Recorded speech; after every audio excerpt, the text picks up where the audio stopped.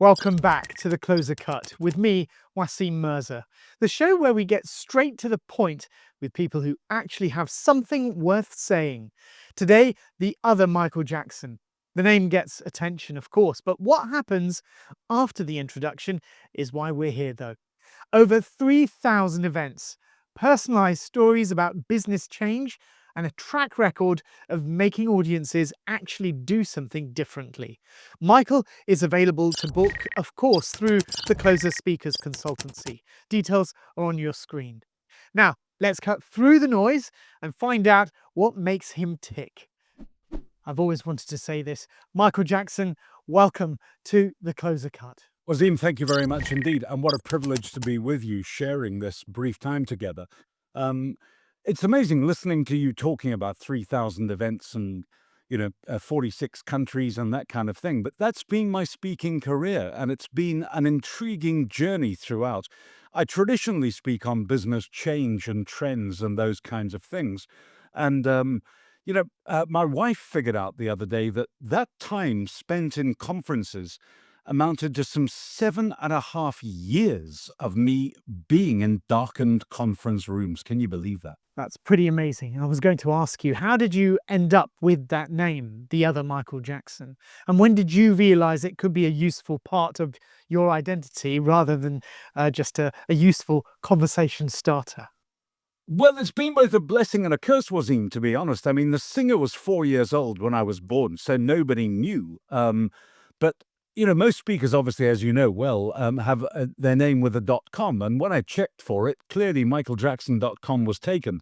So some wag at the time suggested, why don't I become the other Michael Jackson? And I did, and it stuck.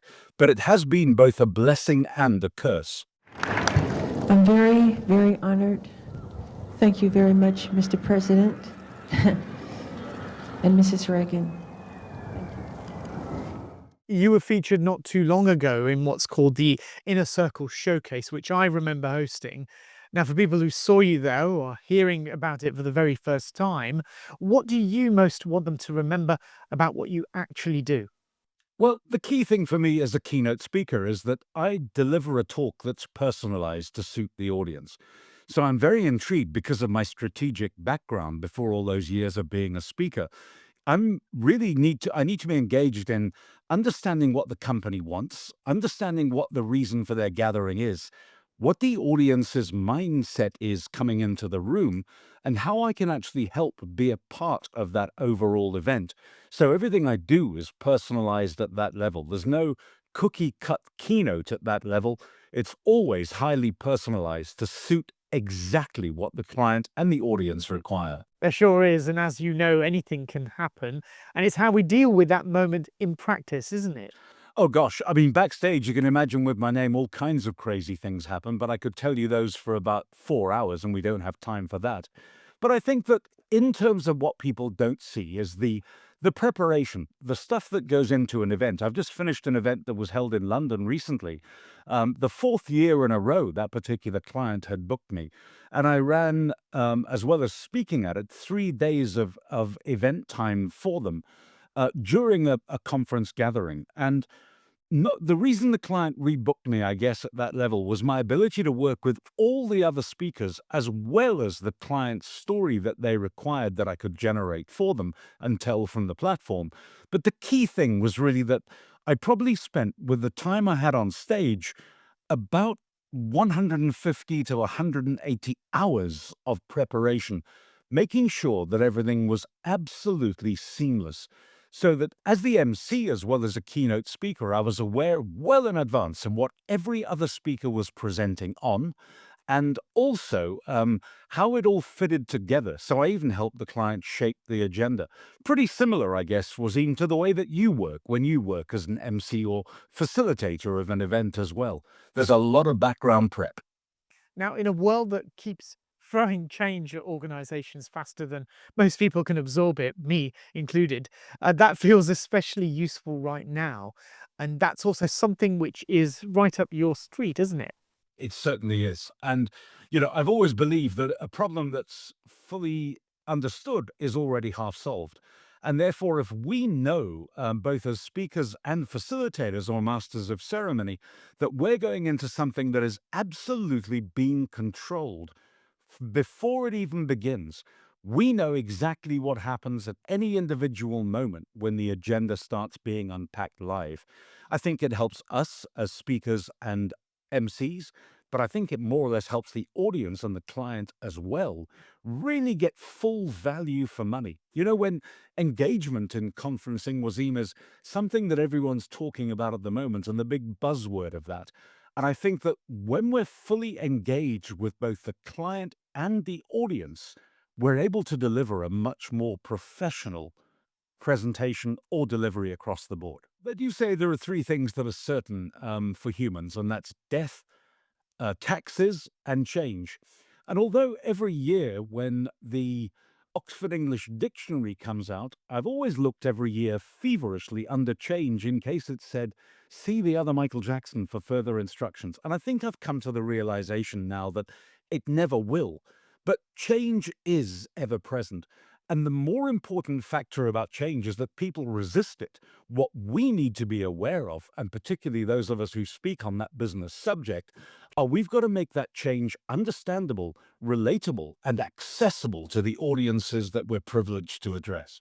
Now, if I stopped someone in the street and said, explain what you do in one sentence and make it sound interesting, what would you say to them? Oh gosh, I've never been asked that individual question before. What would I say? I would probably say, I help people make sense of their business futures in a way that they're looking forward to the journey and feel successful whilst taking that journey on. Well, that's a very good answer. What's the most ridiculous assumption that people make when they hear your name? I've heard every joke you could possibly imagine. And look, let me just tell you then a crazy story about arriving in Dubai on one of my very first trips there, and I do work all over the world. But I went out to do some work with the owners of a very prestigious set of hotels, including the Burj Al Arab, and they put me in there to stay the morning that I landed for the first night to recover and chill from the Emirates flight. As we drove in, and you're picked up at the airport in a white Rolls Royce and crossed the island getting into that spectacular hotel, I noticed that the porte cochere around the entrance was just heaving with people. And I said to the driver, is it usually this busy? And he said, no, sir, I have no idea what's going on. What I and he didn't realize that morning was that as I was landing into Dubai airport, the GM on duty that morning had looked through the arriving guest list and seen Michael Jackson was checking in, which would have been quite natural for the singer. And this is quite a few years ago when he was alive. So he decided in his infinite service wisdom to line up over 150 members of hotel staff, because they know what time you're arriving, to line them up around the porte cochere to sing Michael Jackson as he climbed out of the car, "We are the world. We are the children." And sure enough, the driver came round and opened the car door for me. Boom, everyone burst into song. And I climbed out of the car and they were thinking, well, the bodyguard's here, but where's the singer? They were totally embarrassed when they found out it was me. And they did, though, in all intents and purposes, finish the song with gusto. And I have to tell you that I joined in and enjoyed it myself. That's so great to know. And what a welcome that you had there. It was amazing. Now, when you're at your best on stage, what's the shift that you want people to feel when they leave the stage? Well, I've mentioned the word engage before, and that is a bit of a cliche, but I want them to feel involved. I want them to feel that they've heard a story that relates to them in their way, that not only can they understand, but they've learned something definitive from. And for the most part, it generally happens. The weird thing about it, as you get, no doubt, because of your profile and your career on stage as well as broadcasting, I think that people come up to you at airports when they recognize you. And of course, we know the audience is largely in the dark. And I've, spoken to hundreds of thousands of people. So you're never quite sure who they are when they come up and go, Michael Jackson or Waseem Mirza, you spoke at our conference. And I have to go, yes, I did.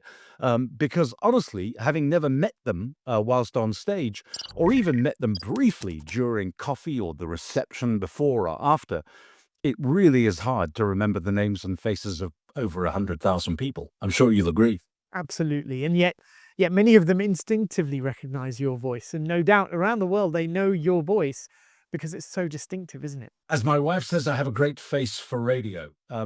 Another another great anecdote. I was sitting with Tom Peters. He and I were working between cities, and he was my hero growing up, the author of In Search of Excellence back in the 80s, who defined customer service. And in the 80s, he stalked stages across the world and his home in America, charging 90,000 US dollars for 45 minutes. And I had the privilege of working with him, my hero, at that level. And we were sitting in an airport lounge between these two cities that we were flying to. I, as being all deference, had gone to get him a cappuccino. And as I gave it to him and sat down at the table, I said to him, Tom, do you still get recognized a hell of a lot? Do people come over to you? And he said, no, it doesn't happen that much. But as he said that, perfect timing. Some chap made eye contact, saw us sitting there, came wandering over. And I said to Tom Peters, I said, get ready, you're signing your first autograph. I hope you got a spare copy of your books. And he said, I'll just sign whatever he wants, but let's be, so I'm okay about it. And this chap walked over and he said, Michael Jackson, you spoke at our Dulux conference 5 years ago, and I remember every word you said. And Tom Peters said, he's a plant. You've put him there. He's done that deliberately, and you sorted that out. And I swear to you, I had not done it, and it was one of the most incredible feelings I've ever had backstage. I think it's always the audience reaction that gets me every time. When, as you do, we get great reviews on engagement surveys that come back in. And we almost expect that as a matter of course, because we're professionals at it and we don't have failures, or please, goodness, we don't expect to have failures. But I think when that audience, you see the light bulb going on. And for me, engagement really comes in for, I have dialogue with my audiences. It's not monologue. I'm not preaching from stage. I like to ask my audience stuff in real time, and I take their answers using a handheld in my hand, and they're able to sort of use a desktop messaging service to get questions directly through to me, and I can answer them live and shape keynotes for them live and in real time. And that for me is an absolute joy because it helps the audience get it. And when they're involved, they feel that they're getting better value from just a speech, but they're actually involved in a conversation with somebody who allegedly knows what they're talking about.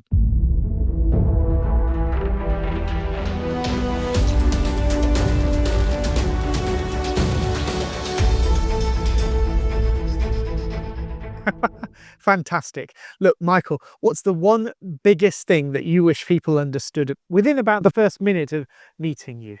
It's a strange title because is my stuff motivational? I guess it is at some level. But to me, a motivational speaker has a baseball cap on backwards and a t-shirt that says just do it or something similar. And they spew out acronyms one after the other. So I'm certainly not motivational in that sense.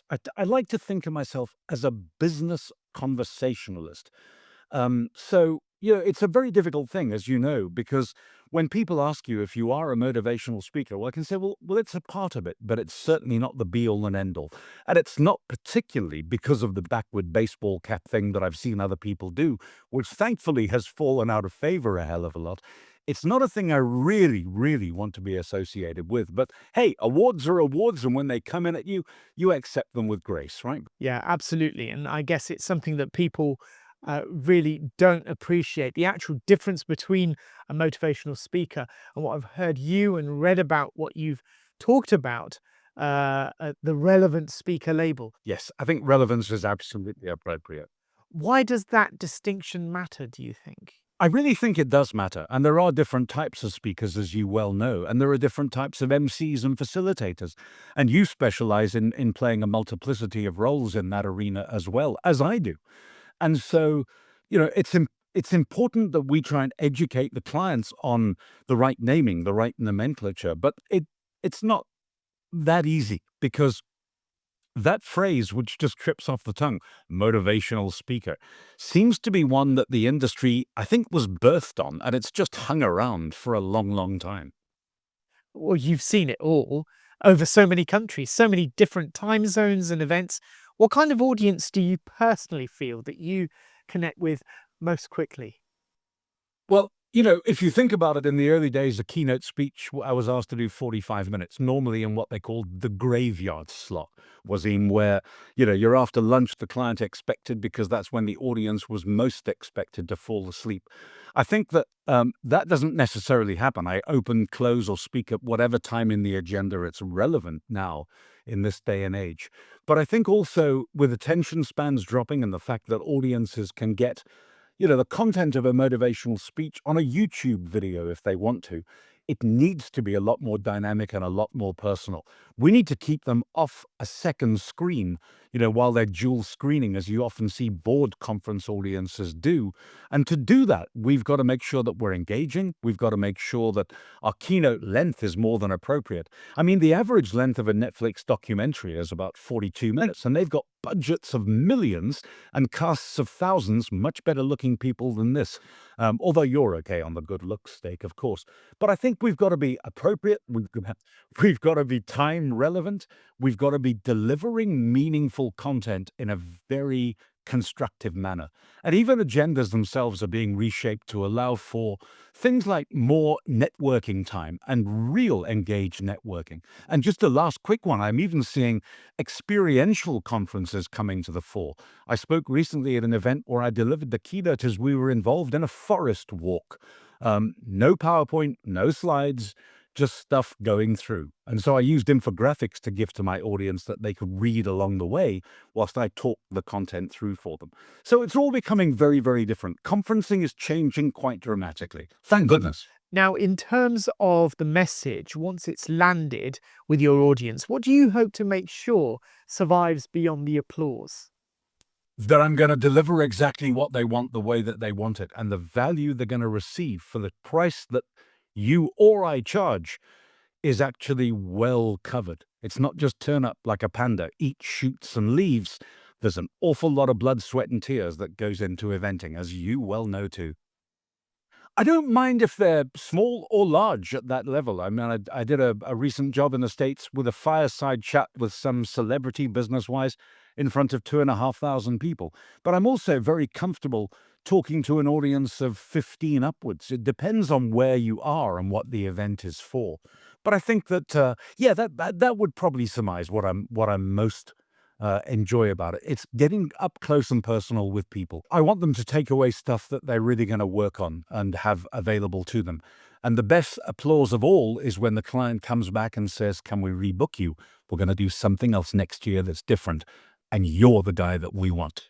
Michael, if your name walked into the room before you did, what would it say about you, do you think? Getting involved and making sure that what you deliver is so appropriate to the audience concerned. I love it when we're about 5 minutes in and I've got the audience's eyeballs fully trained on me and I can see that they're switched on, engaged, and ready to rock and roll. Now, in terms of repeat bookings and clients, you often talked about why they bring you back. What would you want your booking page to communicate in just one glance? One glance, it's personalized, it's ready for you, and it's going to give the audience what they need. As a closing thought, Waseem, I think that when they're leaving the event, they go, "That was worth my time and my involvement." That's it. Michael Jackson, also known as the other Michael Jackson. Thank you so much for joining me here on the Closer Cut. An absolute pleasure. Thanks for the privilege. And if this episode has sparked ideas for your next event, Michael Jackson is available to book now through the CLOSER Speakers Consultancy. The full details are on screen and the episode information. And that's all for this edition of The Closer Cut with me, Waseem Mirza. Do like, subscribe, follow and share. It all helps the show to grow and ensures you don't miss our next guest, the dancer, RADA actress, TEDx speaker and organisation troubleshooter, Jennifer Bryan. Until next time, keep it smart, keep it sharp, keep it cutting closer. Bye-bye.